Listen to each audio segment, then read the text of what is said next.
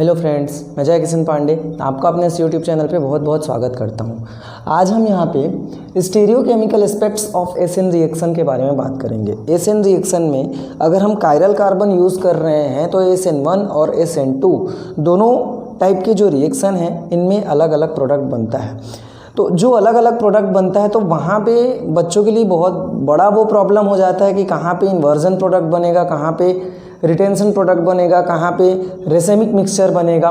इसके अलावा कायरलिटी क्या होती है, ठीक है, कायरल कार्बन क्या होता है, कब हम उसको आइडेंटिफाई कर पाएंगे। तो ये बहुत बड़ी एक समस्या बन जाती है बच्चों के लिए, ठीक है। तो इस चीज़ को रिजॉल्व करने के लिए मैंने सोचा कि क्यों ना stereochemical aspects of SN reaction से रिलेटेड एक वीडियो बना दिया जाए, उसी से ही संबंधित रहेगा ये। तो ये आपको बहुत अच्छे से इस वीडियो में आपको क्लियर हो जाएगा कि कायरल कार्बन क्या होता है, रिटेंशन क्या होता है, इन्वर्जन क्या होता है, रेसेमिक मिक्सचर क्या होता है। इन सब बातों के लिए मैं यहाँ पे इनको सभी चीज़ों को सब क्लियर कर दूंगा, ठीक है। तो बहुत आसानी से आपको समझ में आ जाएगा। तो पहले हम SN1 और SN2 रिएक्शन को देख लेते हैं कि एक्चुअली में होता क्या है। देखिए SN1 रिएक्शन में क्या होता, सॉरी SN2 रिएक्शन में क्या होता है। पहले SN2 देखिए, SN2 इसमें क्या होता है, जैसे कोई कायरल कार्बन हम यूज़ कर रहे हैं, ठीक है, कायरल कार्बन हम यूज़ कर रहे हैं, ये हो गया आपका CH3, ठीक है। अब हम यहाँ पे हेलो एल्केन हेलो एरिन से रिलेटेड है ना, तो इसलिए यहाँ पे एक तो हेलोजन हो जाएगा। सेकेंड यहाँ पे जो देखिए, यहाँ पे C2H5 और ये एक होगा ऐसा, मान लीजिए हम इसको लेते हैं C3H7, ठीक है। तो ये एक कायरल कार्बन हम ले रहे हैं। अभी बताऊंगा मैं कि कायरल कार्बन क्या होता है। SN2 रिएक्शन में याद रखिएगा जो अटैक होता है न्यूक्लियोफाइल का वो होता है बैकवर्ड अटैक, ठीक है। बैकवर्ड अटैक यहाँ पे होता है। तो जब बैकवर्ड अटैक होगा तो वन स्टेप रिएक्शन है, ठीक है। ये यहाँ पे अटैक करेगा और ये बाहर निकल जाएगा। तो मैं सीधा इसको बाहर निकाल देता हूँ, ठीक है, क्योंकि इसका डिटेल वीडियो बना हुआ है। अगर आपने SN1 SN2 रिएक्शन से रिलेटेड वीडियोस नहीं देखे हैं, मैं लिंक डिस्क्रिप्शन में दे दूंगा, आप उसको देख लीजिएगा, ठीक है। तो न्यूक्लियोफाइल अटैक किया, यहाँ पे देख लीजिए, ये चमक रहा होगा, मैं थोड़ा यहाँ पे खड़ा हो जाता हूँ। तो न्यूक्लियोफाइल अटैक करेगा, बैकवर्ड अटैक है, पीछे से अटैक कर रहा है, यहाँ अटैक करेगा। अब जब ये अटैक करेगा तो आपको समझना है कि इनमें रिपल्सन होगा, ये ग्रुप एक दूसरे को रिपल्सन करेंगे। तो ये इस साइड ऐसा रोटेट हो जाएगा, ठीक है। इसके पोजीशन में कोई चेंजेस नहीं आएंगे, ये रोटेट हो जाएगा। जब ये रोटेट होगा तो हमारा जो प्रोडक्ट बनेगा वो क्या बनेगा। अब देखिए इसके पोजीशन में तो कोई चेंजेस नहीं आएंगे और इस साइड से बैकवर्ड अटैक कर लिया है न्यूक्लियोफाइल, तो ये हो गया हमारा न्यूक्लियोफाइल अटैच हो गया। अब ये रोटेट करेगा, ठीक है, तो ये आएगा इसके पोजीशन पे और ये चला जाएगा इसके पोजीशन पे, ऑपोजिट डायरेक्शन में। तो होगा क्या, यहाँ पे ये बनेगा C3H7 और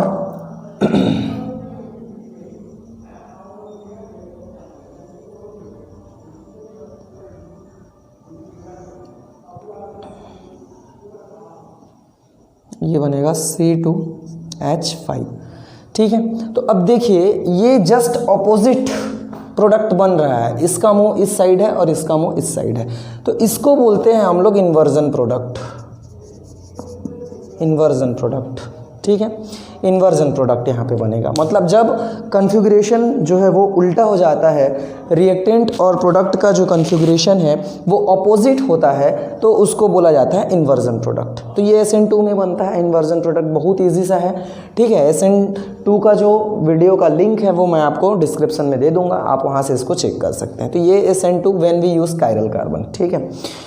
अब इसको इरेज करते हैं, SN1 समझते हैं कि SN1 क्या होता है।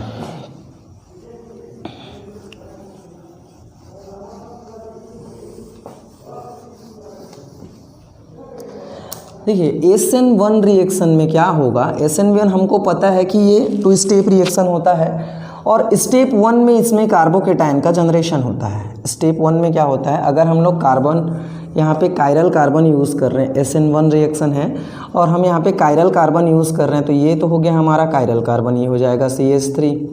सेम कार्बन में यूज़ कर रहा हूँ, सेम कंपाउंड में यूज़ कर रहा हूँ, ये हो गया X, ठीक है, ये हो जाएगा C2H5 और ये हो गया आपका C3H7, ठीक है। तो ये डिफरेंट ग्रुप्स यहाँ पे लगे हुए हैं और ये कायरल कार्बन है।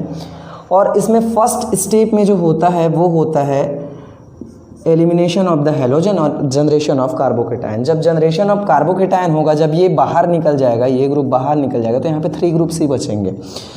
देखिए याद रखिएगा, जो भी जियोमेट्री होती है क्लास 11 में आपने पढ़ा है कि जो ग्रुप्स अटैच होते हैं सेंट्रल कार्बन एटम के, वो एक दूसरे से रिपल्सन करते हैं। और अरेंजमेंट जो होता है, जो जियोमेट्री होती है, वो ऐसी होती है कि इन ग्रुप्स के बीच में मिनिमम रिपल्सन हो, ठीक है।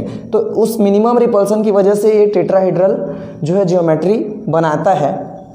अब जब ये निकल गया तो ग्रुप बच गए 3।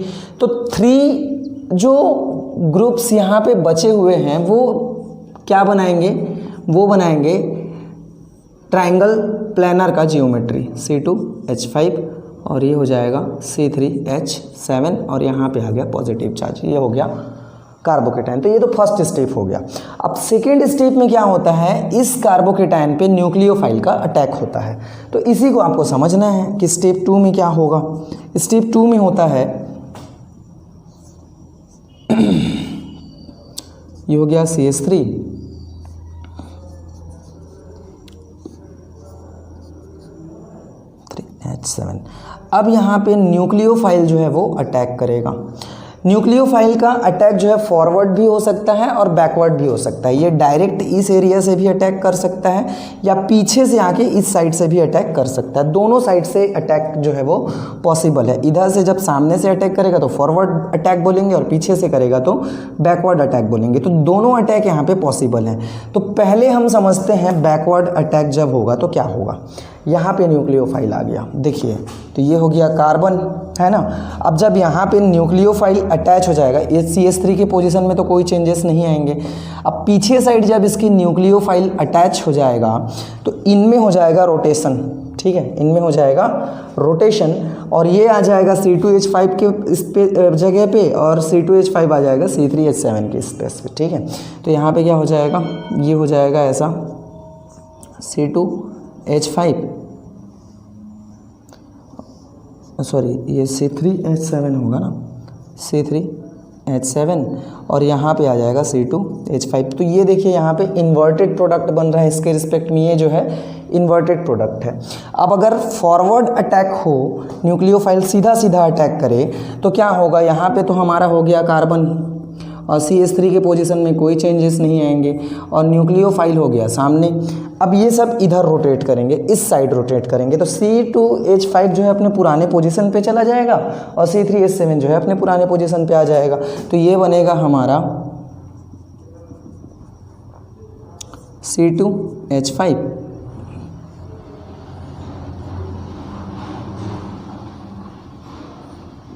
और ये बना C3H7।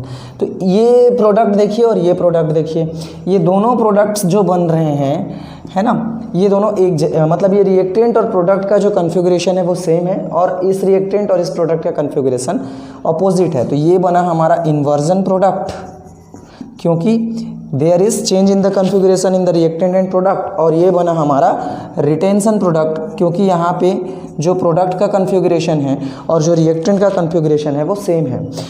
तो ये SN2 रिएक्शन SN1 रिएक्शन में इन्वर्जन प्रोडक्ट और रिटेंशन प्रोडक्ट दोनों बनता है और ये जो मिक्सचर हमको मिलता है, ऐसा मिक्सचर जिनमें इन्वर्जन प्रोडक्ट और रिटेंशन प्रोडक्ट दोनों हो, उसको हम लोग बोलते हैं रेसेमिक मिक्सचर, ठीक है। तो इतना तो आपको ये मैं आपको इसलिए बताया SN1 SN2 ताकि आपको ये समझ में आ जाए कि SN2 में इन्वर्जन प्रोडक्ट बनता है और SN1 में रेसेमिक मिक्सचर मिलता है हमको जिसमें इन्वर्जन प्रोडक्ट और रिटेंशन प्रोडक्ट दोनों टाइप के प्रोडक्ट हमको बनते हैं। तो चलिए हम एक एक करके समझ लेते हैं कि इन्वर्जन क्या होता है, रिटेंशन क्या होता है, रेसेमिक मिक्सचर क्या होता है, कायरल कार्बन क्या होता है, इन सब के बारे में हम यहाँ पे समझ लेते हैं, ठीक है। प्लेन पोलराइज्ड लाइट क्या होता है, इन सब के बारे में हम यहाँ पे समझते हैं, ठीक है फ्रेंड्स।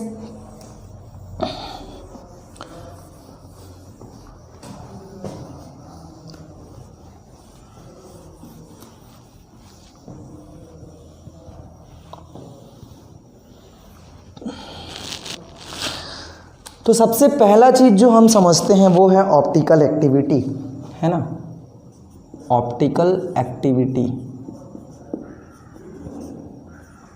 तो चलिए समझते हैं कि ऑप्टिकल एक्टिविटी क्या होता है। ठीक है, ऑप्टिकल एक्टिविटी का मतलब ये है कि कुछ कंपाउंड्स ऐसे होते हैं जो प्लेन पोलराइज्ड लाइट को, अब देखिए मैं पोलराइजेशन क्या होता है, नॉन पोलराइज्ड लाइट क्या होता है, इसके बारे में आपको नहीं समझा रहा हूँ, बस आप इतना समझिए कि चलिए बता देता हूँ। जैसे कोई लाइट है, लाइट का ये पार्टिकल है, तो ये सभी डायरेक्शन में क्या करता है, साइन करता है। ठीक है, ऑल डायरेक्शन में ये क्या करता है, साइन करता है। तो इसको नॉन पोलराइज्ड लाइट बोलते हैं।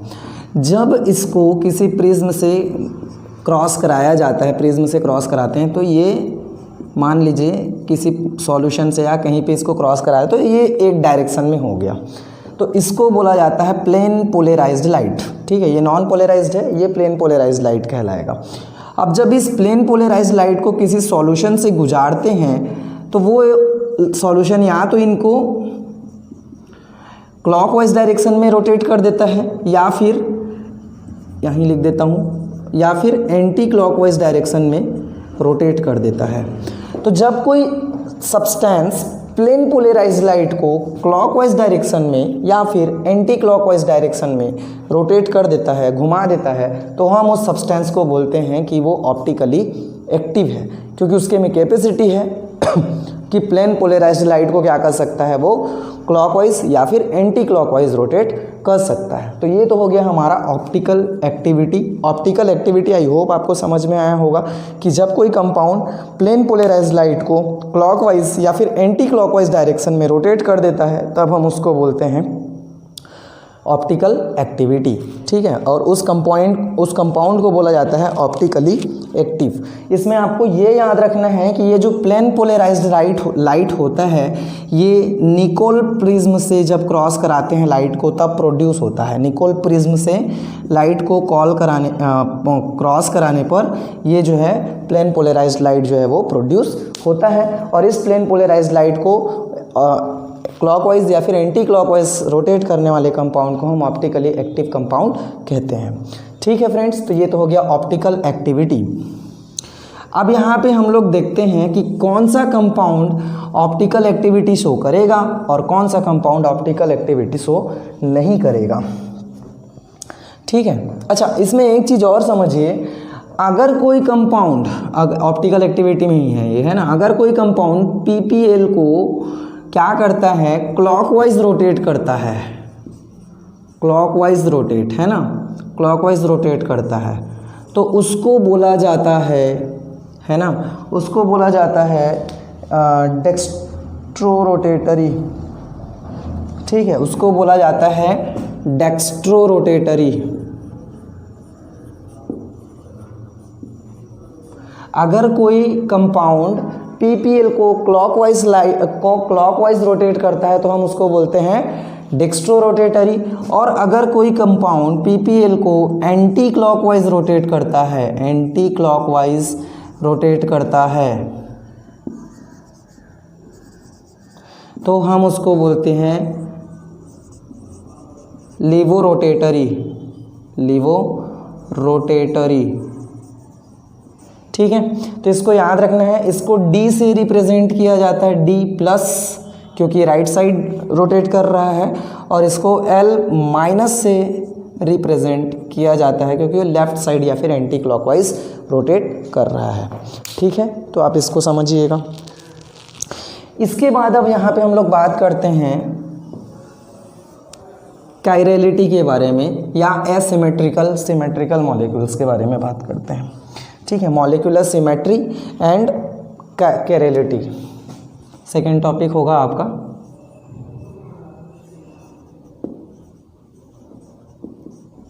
कायरलिटी, ठीक है, या फिर किसी को मॉलिक्यूलर सिमेट्री भी बोला जाता है इसी टॉपिक को। अब देखिए, मैं आपको दो टाइप के कार्बन कंपाउंड्स बताऊं। एक चीज़ आपको याद रखना है कि कार्बन जो होता है वो टेट्रावेलेंट होता है। Tetravalency of the carbon you have studied in the class 11। तो कार्बन की जो वैलेंसी होती है वो 4 होती है, टेट्रावेलेंट होता है, और जो स्ट्रक्चर बनाता है कार्बन वो होता है टेट्राहेड्रल। ठीक है, टेट्राहेड्रल स्ट्रक्चर होता है। तो ये दोनों चीज़ें आपको याद रखनी है। तो ये हो गया कार्बन, ठीक है, और ये हो गया उसका टेट्राहेड्रल स्ट्रक्चर, है ना।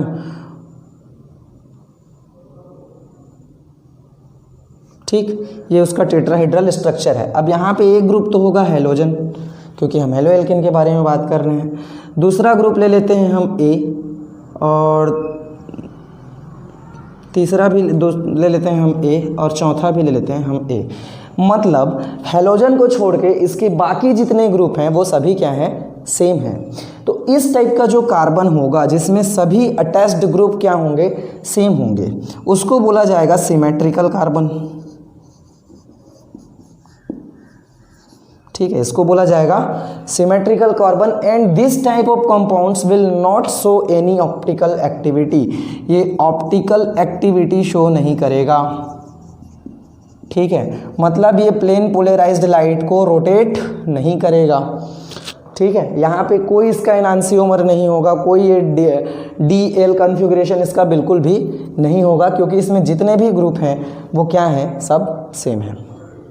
ठीक है, क्लियर हो रहना बात। यहाँ पे सिमेट्रिकल कार्बन हम इसको बोलेंगे, सिमेट्रिकल कार्बन, क्योंकि देखिए यहाँ पे एक्स तो एक रहेगा ही, लेकिन उसके अलावा जितने ग्रुप हैं, एक्स इसलिए है क्योंकि हम हेलो एल्केन और हेलो एरिन्स के बारे में पढ़ रहे थे।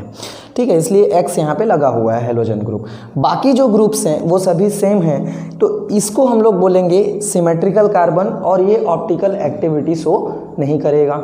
ठीक है, क्लियर हो रहा है बात कि ये ऑप्टिकल एक्टिविटी शो नहीं करेगा। ठीक है, अब ऑप्टिकल एक्टिविटी शो नहीं करेगा तो इसके एनांसियोमर होने के कोई चांसेस नहीं है। और इसका अगर हम लोग मिरर इमेज बना दें, देखिए इसका अगर हम मिरर इमेज बनाएं, है ना, चलिए बनाते हैं मिरर इमेज।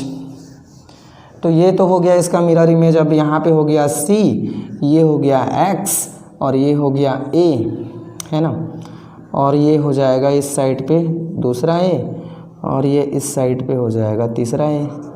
ठीक है, तो ये हो गया A, ये B, और इस B का भी अगर हम मिरर इमेज बनाएं तो देखो यहाँ पे कैसे मिरर इमेज बनेगा। ये हो गया C, और ये हो जाएगा X, और ये होगा इसका, एक मिनट, अच्छा ऑपोजिट बनेगा ना। ठीक है, इसका इधर आ जाएगा, तो ये हो गया C, ये हो गया A। ठीक है, और ये बनेगा ऐसा A, और ये हो जाएगा A। तो A और C का कन्फिग्रेशन देखिए दोनों सेम है, एक दूसरे पे सुप्रीम पोसेबल है। ठीक है, तो इस टाइप का अगर कोई कंपाउंड हमको मिलता है जहाँ पे उनके मिरर इमेजेस क्या हों, एक दूसरे पे सुप्रीम पोसेबल हों, तो इनको बोला जाता है सिमेट्रिकल कंपाउंड, या फिर इसको बोलते हैं हम ए कायरल कंपाउंड। ये जो कार्बन है ये कहलाएगा ए कायरल कार्बन। ठीक है, और ये को किसी भी टाइप का ऑप्टिकल एक्टिविटी शो नहीं करेगा। क्लियर हो गया बात। अब नेक्स्ट देखते हैं हम कायरल कार्बन के बारे में। इसको याद रख लीजिएगा कि कब शो नहीं करेगा, जब सभी ग्रुप्स क्या हों, सेम हों। ठीक है, तो ऑप्टिकल एक्टिविटी शो नहीं करेगा, और उसको हम सिमेट्रिकल बोलते हैं या फिर ए कायरल बोलते हैं। ठीक है, और ऑप्टिकल एक्टिविटी शो नहीं करता है। चलिए अब नेक्स्ट देखते हैं हम कायरल क्या होता है। तो कायरल समझने के लिए अब यहाँ पे देखिए कि ये एक कार्बन है, एक ग्रुप तो हेलोजन से जुड़ा हुआ है, एक ग्रुप है इसका वो ए से जुड़ा हुआ है, और दूसरा ग्रुप जो है वो बी से जुड़ा हुआ है, और लास्ट वाला जो ग्रुप है वो हम ले लेते हैं कि वो सी से जुड़ा हुआ है। ठीक, तो ये टेट्राहेड्रल स्ट्रक्चर हो गया।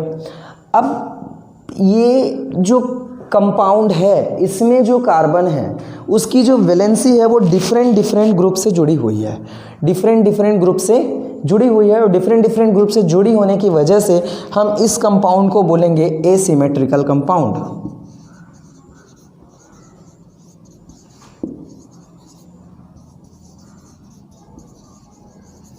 ठीक है, एसिमेट्रिकल कंपाउंड।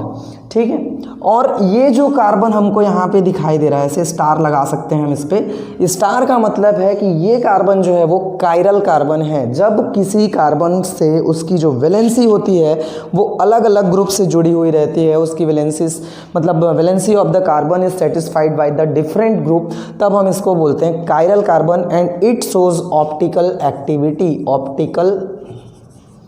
एक्टिविटी। ये क्या करेगा,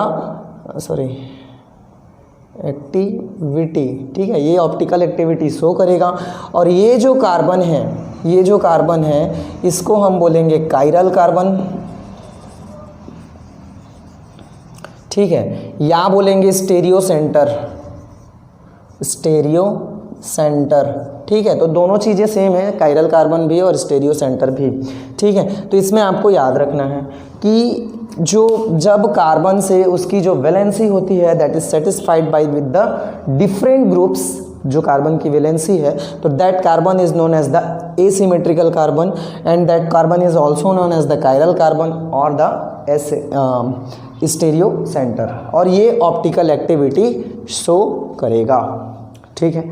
अब इसके बाद इसकी इमेजेस के बारे में देख लेते हैं कि कैसे नॉन सुप्रीम पोसेबल इमेज ये बनाएगा, ठीक है। जो कायरल कार्बन होता है that form non supreme possible images. तो देखिए इसका इमेज कैसे बनेगा।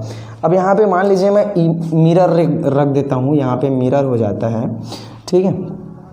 तो क्या होगा कि ये हो गया हमारा कार्बन और ये हो गया एक्स और ये हो गया ए, इसके पोजीशन में तो कोई चेंजेस नहीं आएंगे। अब जब एक्स इधर आया तो ये इस साइड रोटेट करेंगे, अब जब ये इस साइड रोटेट करेंगे तो ये बनेगा सी, ठीक है, और ये बनेगा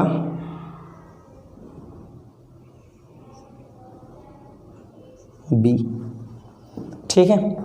तो इसको डी ले लो क्योंकि ए बी सी डी तो बन गया था और ये ई हो गया, ठीक है। अब देखिए ई का अगर हम मिरर इमेज लें तो क्या होगा, सी तो सेंटर में ही रहेगा, ए यहाँ पे ही रहेगा और एक्स आ जाएगा इस साइड पे। अब जब ये इस साइड आएगा, है ना, तो ये फिर ऐसा रोटेट करेंगे, मतलब ये ऐसा रोटेट कर रहा है, मान के चलो पूरा ऐसा, इसको इधर लाना है। तो जब ये इधर रोटेट होगा तो क्या होगा, यहाँ पे आ जाएगा सी, जहाँ पे बी है वहाँ पे आ जाएगा सी, और जहाँ पे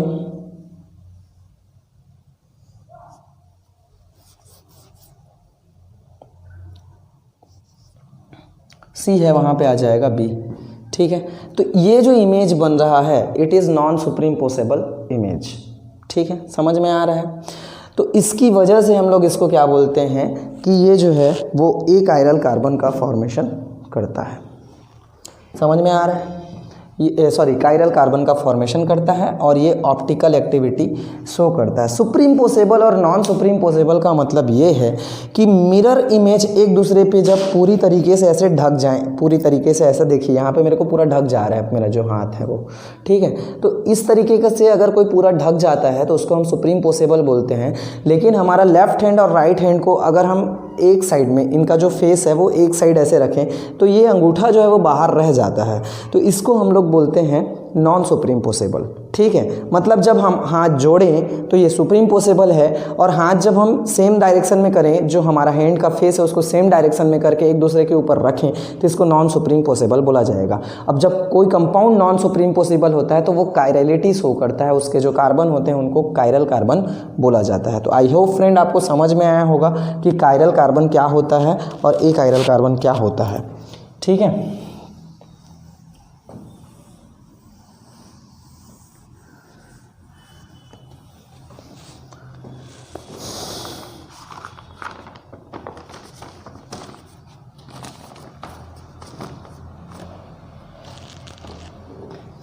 अब बात करते हैं हम यहाँ पे एनांसियोमर के बारे में, लेकिन उससे पहले हम लोग थोड़ा रिटेंशन और इन्वर्जन देख लें क्या। चलिए रिटेंशन इन्वर्जन देख लेते हैं। देखो जब कोई कायरल कार्बन है ना, तो वहाँ पे दो चांसेस बनते हैं। जैसे कोई कायरल कार्बन हम यहाँ पे ले लेते हैं, यहाँ पे मैं ले लेता हूँ, ठीक है। यहाँ पे एक ये कायरल कार्बन है और इससे X जो है वो जुड़ा हुआ है, ठीक है। चलो ऐसा कर लो, इसको थोड़ा ऐसा X बना लो और ये हो जाएगा, ऐसे बना लेते हैं इसको। इसको A ले लो, इसको B ले लो और इसको ऐसा C ले लो, ठीक है। कहने का मतलब ये, चलिए जैसे अभी बताए थे वैसे ही बता देते हैं। इसको कर लो ऐसा और इसको कर लो ऐसा, B और ये हो गया C, ठीक। अब देखिए हम यहाँ पे Y को ऐड कराएंगे, y को ऐड कराएंगे दोनों ओर, ठीक है। दोनों ओर जो रिएक्शन होगा वहाँ पे हम y को ऐड कराएंगे प्लस, और ये माइनस x को ये रिप्लेस करेगा, जो y है वो x को रिप्लेस करेगा। अब x को जब रिप्लेस करेगा तो दो पॉसिबिलिटी बनती है। एक पॉसिबिलिटी बनती है कि ये सभी जो हैं, है ना,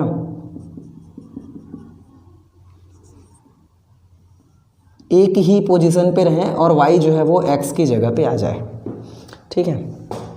y जो है वो x की जगह पे आ जाए। जैसे ABC था, यहाँ पे भी ABC है, सेम कन्फिगरेशन दिखाई दे रहा है। जैसे इसका कन्फिगरेशन है वैसे ही इसका भी कन्फिगरेशन है। दूसरा पॉसिबिलिटी बनता है कि ये जो है A और y जो है वो पीछे साइड से अटैक करे और उसकी वजह से C जो है वो B की जगह पे आ जाए और B जो है वो C की जगह पे आ जाए। समझ रहे हो, ये चीज़ हो जाए। अब यहाँ पे देखिए जो कन्फिगरेशन है, इसका कन्फिगरेशन है वो इसका उल्टा है, ठीक है। तो इसको हम ले लेते हैं A, इसको हम ले लेते हैं B, और ये तो हमारा रिएक्टेंट है, ठीक है।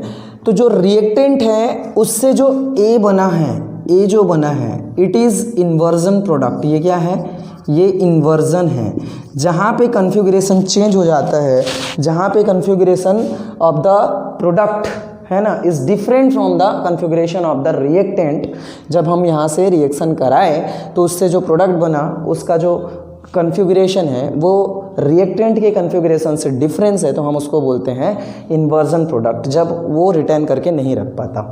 और जब प्रोडक्ट का कन्फिगरेशन सेम होता है, ठीक है, जैसे यहाँ पे है कन्फिगरेशन, आप देख लीजिए, जो सब्स्टिट्यूट हो रहा है, जो चेंज हो रहा है, उसको छोड़ के बाकी जो ग्रुप्स इससे अटैच्ड हैं उनका कन्फिगरेशन क्या है, यहाँ पे सेम टू सेम है, तो इसको बोला जाता है रिटेंशन प्रोडक्ट। इसको बोला जाता है रिटेंशन प्रोडक्ट। समझ में आ रहा है। जहाँ पे कन्फिगरेशन अपोजिट हो जाए, जहाँ पे कन्फिगरेशन चेंज हो जाए, हम उसको बोलेंगे इन्वर्जन, और जहाँ पे कन्फिगरेशन सेम टू सेम रहे हम उसको बोलेंगे रिटेंशन। तो आई होप आपको ये क्लियर हुआ होगा। और ऐसा मिक्सचर, देखिए यहाँ पे एक चीज़ याद रखिएगा, ये प्लेन पोलराइज्ड लाइट को है ना ऐसा रोटेट हुआ है तो ये इस साइड रोटेट करेगा प्लेन पोलराइज्ड लाइट को, और ये जो है इस साइड रोटेट करेगा प्लेन पोलराइज्ड लाइट को, ठीक है। तो कहने का मतलब कि ये एंटी क्लॉकवाइज रोटेट कर रहा है तो लेवो रोटेटरी हो जाएगा, और ये क्लॉकवाइज रोटेट कर रहा है तो ये डेक्स्ट्रो रोटेटरी हो जाएगा। अब ये देखो, अगर ये कंपाउंड जो है वो डेक्स्ट्रो रोटेटरी है, ठीक है, ये कंपाउंड जो है वो डेक्स्ट्रो रोटेटरी, ये डी कंपाउंड है, ठीक है, डी प्लस कंपाउंड है, तो इसकी वजह से इसका जो रिटेंशन प्रोडक्ट बनेगा वो भी क्या बनेगा, वो बनेगा हमारा डी प्लस कंपाउंड। आ रहा है समझ में। अब डी प्लस क्या है तो बता दिया मैं आप लोग को। अगर कोई कंपाउंड प्लेन पोलराइज्ड लाइट को क्लॉकवाइज रोटेट करता है तो हम उसको डेक्स्ट्रो रोटेटरी बोलते हैं और डी प्लस से रिप्रेजेंट करते हैं, और अगर कोई कंपाउंड प्लेन पोलराइज्ड लाइट को एंटी क्लॉकवाइज रोटेट करता है तो हम उसको लेवो रोटेटरी बोलते हैं, और इसको L माइनस से रिप्रेजेंट किया जाता है, L माइनस से रिप्रेजेंट किया जाता है, ठीक है। अब जब इन दोनों कंपाउंड्स का मिक्सचर हमको मिलता है, इसका A का और इसका B का, ठीक है, ऐसा मिक्सचर जहाँ पे ऐसे कंपाउंड्स हों, है ना, जो लाइट को क्लॉकवाइज और एंटी क्लॉकवाइज रोटेट करते हों, है ना, तो उसको बोला जाता है रेसेमिक मिक्सचर। क्या बोला जाएगा, ये जो मिक्सचर बनेगा यहाँ पे वो क्या कहलाएगा, रेसेमिक मिक्सचर कहलाएगा। आ रहा है समझ में। तो रेसेमिक मिक्सचर ऐसे कंपाउंड्स का मिक्सचर होता है जो ऑप्टिकली एक दूसरे के क्या बोलते हैं, एक दूसरे से अपोजिट होते हैं, ठीक है। अब क्योंकि ये एंटी क्लॉकवाइज रोटेट करा रहा है, ये क्लॉकवाइज रोटेट करा रहा है, तो एक दूसरे के अपोजिट हुए ना।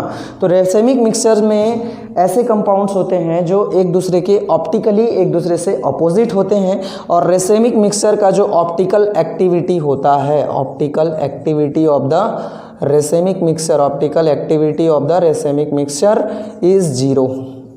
क्या होगा, जीरो होगा, क्योंकि ये एंटी क्लॉकवाइज है, ये क्लॉकवाइज है, तो एक दूसरे को अपोजिट है, तो कैंसिल कर देंगे, तो इसका ओवरऑल जो ऑप्टिकल एक्टिविटी आएगा रेसेमिक मिक्सचर का वो क्या आएगा, जीरो आएगा, ठीक है। अब बात करते हैं एनांसियोमर किसको बोला जाता है, एनांसियोमर, ठीक है, एक टर्म आता है एनांसियोमर।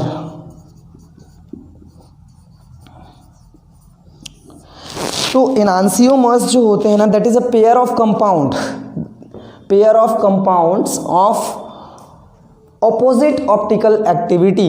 ठीक है, ऐसे ही कंपाउंड्स जो एक दूसरे से, मतलब पेयर ऑफ कंपाउंड कहने का मतलब ये है कि ए और बी एक दूसरे के क्या होंगे, एनांसियोमर होंगे, because they are showing different optical activity. याद रखना है आपको, enantiomers are the pair of compound with different या फिर ऑपोजिट ऑप्टिकल एक्टिविटी। तो ऑपोजिट ऑप्टिकल एक्टिविटी के जो कंपाउंड्स का पेयर होता है उनको एनांसियोमर्स बोला जाता है। ठीक है फ्रेंड्स, तो आपको एनांसियोमर्स भी क्लियर हुआ होगा कि enantiomer is the pair of compounds with opposite optical activity, क्योंकि उनका कन्फिगरेशन क्या होता है, डिफरेंट होता है, ऑपोजिट होता है, इसलिए ऑपोजिट ऑप्टिकल एक्टिविटी ये लोग शो करते हैं।